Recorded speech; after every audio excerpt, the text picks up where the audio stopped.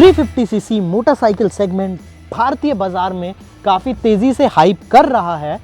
इस सेगमेंट में पहले रॉयल एनफील्ड क्लासिक 350 का ही डोमिनेशन था, पर उसके बाद जावा ने मार्केट में ट्विंस लॉन्च किए और अभी रिसेंटली होंडा ने अपनी हाइनेस 350 लॉन्च करी। आज मेरे पास है रॉयल एनफील्ड की meteor 350। And before starting our performance review, मैं आपको ये बताना चाहता हूँ कि हमने हाल ही में इसका एक वॉक अराउंड वीडियो भी किया था, जिसमें आपको पता चलेगा कि ये बाइक दिखने में कैसी है और इसमें आपको क्या क्या फीचर्स मिलते हैं, तो वो आपको ऊपर आई बटन में मिल जाएगा। Welcome again, ladies and gentlemen, boys and girls. My name is Jatin Chibbar. You are watching Indian Autos blog, and here is our performance review of the Royal Enfield Meteor 350.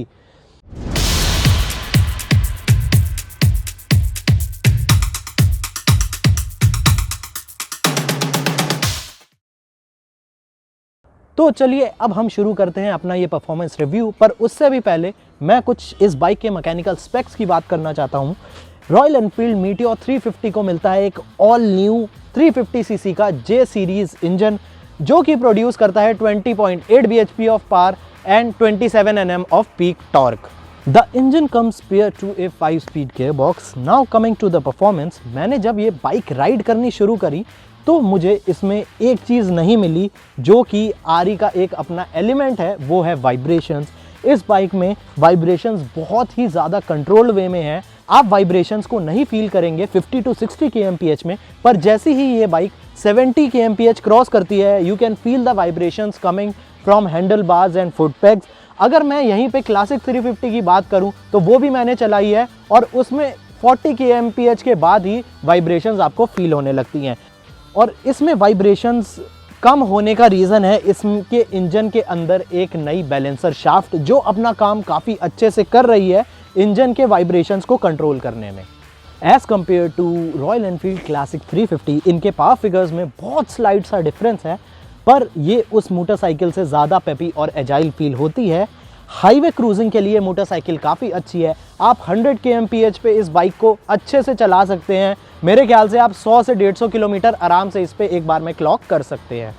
इसकी जो top speed है वो इतनी ज़्यादा अच्छी नहीं है, ये 120 kmph तक ही जा पाती है। इसका जो इनिशियल पंच है वो काफ़ी अच्छा है, मिड रेंज भी काफ़ी स्ट्रॉन्ग है, पर जो इसका टॉप एंड है, जब ये मोटरसाइकिल 80 kmph क्रॉस कर लेगी, वहाँ पे आपको ये थोड़ी सी कॉम्प्रोमाइज्ड फील होगी। जैसे कि मैंने आपको बताया कि इसमें आपको मिलता है एक 5 स्पीड का गियर बॉक्स, जिसके शिफ्ट्स काफ़ी स्मूथ हैं। कंपनी ने इसकी ट्यूनिंग काफ़ी अच्छे से करी है। जो इसका पहला और दूसरा गियर है वो शॉर्ट हैं, और जो इसका तीसरा, चौथा और पांचवा गियर है वो थोड़े लॉन्ग है, जिसका मतलब आप हाईवे पे इस बाइक पे अच्छा माइलेज भी निकाल सकते हैं। अगर आप सिटी में इस मोटरसाइकिल को चला रहे हैं, वो भी तीसरे या चौथे गियर पे, इसके अंदर लो एंड टॉर्क काफ़ी है कि आप आराम से क्रूज़ कर सकते हैं बिना बाइक के बंद हुए। एक चीज़ मैं इसमें और ऐड करना चाहूँगा कि जो इसका क्लच लीवर है वो थोड़ा सा हैवी है, तो सिटी में चलाने में आपको थोड़ी कठिनाई हो सकती है। तो अगर अब मैं इसके सस्पेंशन सिस्टम की बात करूं, तो रॉयल एनफील्ड ने ये कहा है कि उन्होंने मीटियोर 350 के सस्पेंशन सिस्टम में कुछ ट्यूनिंग करी है, पर पर्सनली मुझे कुछ इतना फ़र्क पता नहीं चला। ये किसी normal royal Enfield 350cc motorcycle जैसा इसका सस्पेंशन फील हुआ। फ्रंट में आपको टेलीस्कोपिक फोक्स मिलते हैं, रियर में आपको स्प्रिंग सस्पेंशन मिलता है, तो ये पॉट होल्स और स्पीड ब्रेकर्स को काफ़ी कंफर्टेबली काउंटर करती है बाइक। पर इसका जो रियर सस्पेंशन है वो थोड़ा सा आपको स्टिफ फील होगा लॉन्ग राइड्स पर। अगर मैं सस्पेंशन की बात कर रहा हूँ तो मैं इसके टायर्स की भी बात कर लेता हूँ। इस मोटरसाइकिल में आपको सीएट के टायर्स मिलते हैं। वैसे रॉयल एनफील्ड में एमआरएफ के टायर्स आते हैं, पर मीटियोर 350 में आपको सीएट के टायर्स मिलेंगे, जिनका ग्रिप काफ़ी अच्छा है। पीछे का टायर काफ़ी ज़्यादा वाइड है, तो वो आपको एक अच्छी ग्रिप प्रोवाइड करता है। अगर मैं अब इसके ब्रेकिंग सिस्टम की बात करूं, तो आपको इसमें फ्रंट और रियर दोनों जगह डिस्क ब्रेक्स मिलेंगी विद डुअल चैनल एबीएस। इसका ब्रेकिंग सिस्टम काफ़ी इंप्रेसिव है। एबीएस टाइमली किक इन कर लेता है और अंडर हार्ड ब्रेकिंग भी ये बाइक आराम से रुक जाती है। तो अब हम बात करते हैं इसके राइडिंग पोस्चर की। तो बैठते हैं हम बाइक पे, आप यहीं रहिए, तार फंस गया है। तो अब अगर मैं बात करूं इसकी सीटिंग पोजीशन की, तो इसका जो राइडिंग पोस्चर है वो काफ़ी ज़्यादा कंफर्टेबल है। आप देखेंगे कि मैं एकदम अपनी कमर सीधी करके बैठा हूं और मैं इसे कंफर्टेबली चला सकता हूं 100-150 किलोमीटर तक। इसकी जो सीट है वो काफ़ी वाइड है, तो मैं अपने आप को काफ़ी अच्छे से अकोमोडेट कर पा रहा हूँ इस सीट में। अगर मैं अब इसके हैंडल बार की तरफ मूव करूँ तो इसके हैंडल बार भी काफ़ी वाइड है। एक इसमें जो दिक्कत है वो ये है कि वाइड होने के चक्कर में इसका टर्निंग रेडियस बहुत ज़्यादा बढ़ जाता है, पर आप इसे आराम से क्रूज़ कर सकते हैं कंफर्टेबली। अब आपके हाथों में आपको दर्द फील नहीं होगा अगर आप इस बाइक को ज़्यादा किलोमीटर्स के लिए चला रहे हैं। एक चीज़ जो मैं इसमें और ऐड करना चाहूँगा कि इसके जो रियर व्यू मिरर्स हैं वो अब यूजेबल हैं, मतलब कि इसका नया इंजन इतना रिफाइंड है, अगर आप इसे ज़्यादा स्पीड पे भी चलाएंगे तो इसके मिरर्स की पोजीशन बदलेगी नहीं, बिल्कुल इंटैक्ट रहेगी। हम जो रॉयल एनफील्ड मीटियोर 350 चला रहे हैं ये उस बाइक का टॉप एंड मॉडल है जिसमें आपको ये जो विंड शील्ड है ये स्टैंडर्ड मिलती है, जो कि काफ़ी अच्छा काम करती है विंड को डिफ्लेक्ट करने का। और अगर आप इससे नीचे के वेरिएंट्स भी लेते हैं तो आप ये windshield as an additional accessory खरीद सकते हैं। अगर मैं इस बाइक की अब हैंडलिंग की बात करूं तो सिटी में आपको ये बाइक चलाने में थोड़ी सी दिक्कत हो सकती है, क्योंकि इसका वाइड हैंडल बार है तो ये इतने इजीली ट्रैफिक के अंदर मैन्यूवर नहीं हो सकती है। पर ओवरऑल जैसे मैंने आपको बताया कि इसका हैंडल बार वाइड है तो आप काफ़ी रिलैक्स फील करेंगे इस मोटरसाइकिल को चलाते हुए। अगर मैं इसमें स्टेबिलिटी की बात करूं तो this motorcycle is based on an all new platform. एक नई चैसी पे ये बाइक बनी हुई है, तो ये जो नई चैसी है ये काफ़ी ज़्यादा स्टेबल है। आप हायर स्पीड पे भी अच्छे से ओवरटेक कर सकते हैं बिना गिरने के डर से।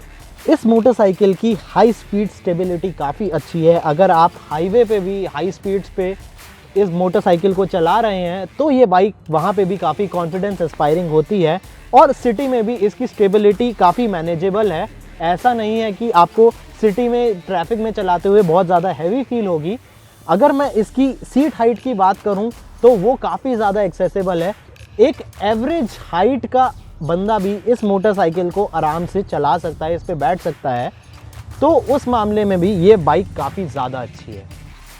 सिंस हम इस बाइक के परफॉर्मेंस की बात कर रहे हैं एंड हम इसके राइडिंग पोस्चर और एक्सेसिबिलिटी की भी बात कर रहे हैं, तो एक बार नज़र डालते हैं कि पिलियन कंफर्ट इसका कैसा है।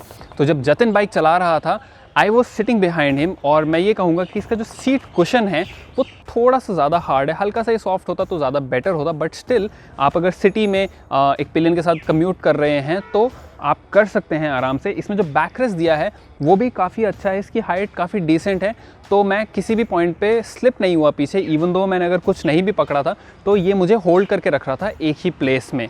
बट मैं आपको एक चीज़ और बता दूं कि जैसा आप देख सकते हैं कि मैं काफ़ी स्लिम हूँ, तो मेरे लिए तो ये सीट कुशन की लेंथ काफ़ी थी, पर अगर कोई ज़्यादा हेल्दी हुआ, कोई ज़्यादा ब्रॉड हुआ, उनको ये सीट डेफिनेटली थोड़ी छोटी ज़रूर लगेगी। आपको यहाँ पे साइड में ये कुछ ग्रैब रेल्स टाइप दिए हैं जो कि काफ़ी इजी नहीं है पकड़ने को, बट स्टिल आप इन्हें पकड़ सकते हैं and you can have a nice and comfy ride. एक चीज़ और मैं ऐड करना चाहूँगा कि जब हम 2 लोग इस बाइक पे बैठ के जा रहे थे तो भी ये मीटियोर 350 ईजिली 60 के आसपास क्रूज़ कर पा रही थी। एंड नॉर्मली जब आप 2 लोग राइड कर रहे होते हैं उतनी speed is decent for cities. हाँ, उससे ऊपर जब जाएगी बाइक तो ऑब्वियसली ये हल्की सी स्ट्रेस्ड फील होगी, but still it is quite capable and can easily take 2 people around. एक चीज़ मैं और ऐड करना चाहूँगा कि इसका जो रियर सस्पेंशन है वो क्योंकि थोड़ा स्टिफ है, तो पिलियन को जो पॉट होल्स हैं वो थोड़े ज़्यादा महसूस होते हैं कंपेयर टू द राइडर।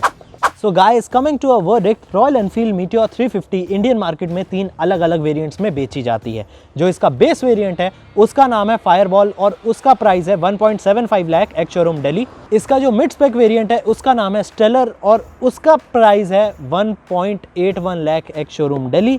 और हमारे पास जो है ये इसका top of the line variant है जिसका नाम है सुपरनोवा और इसका प्राइस है 1.90 लाख एक्स शोरूम दिल्ली।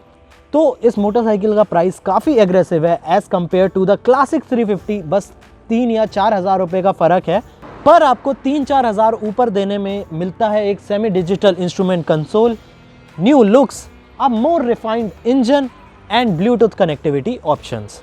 तो दोस्तों, आप हमें कमेंट सेक्शन में ज़रूर बताइए कि आपको ये वीडियो कैसा लगा। अगर आपको ये वीडियो पसंद आया तो हमारे वीडियो को लाइक कीजिए, चैनल को सब्सक्राइब कर लीजिए और नोटिफिकेशन बेल को दबाना ना भूलें सबसे पहले नोटिफाई होने के लिए।